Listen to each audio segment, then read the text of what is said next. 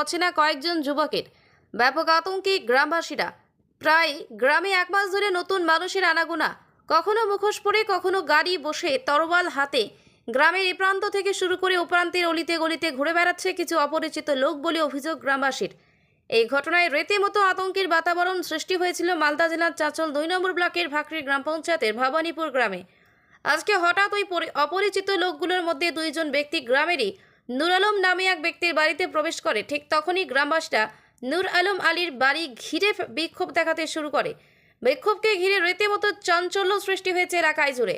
ঘটনার খবর পেয়ে ছুটে আসে চাঁচল থানার পুলিশ। অপরিচিত দুইজন ব্যক্তিকে পুলিশের নেতৃত্বে থানায় তুলে নিয়ে যাওয়ার সময় গ্রামবাসীরা পুলিশের গাড়ি আটকে বিক্ষোভ দেখান।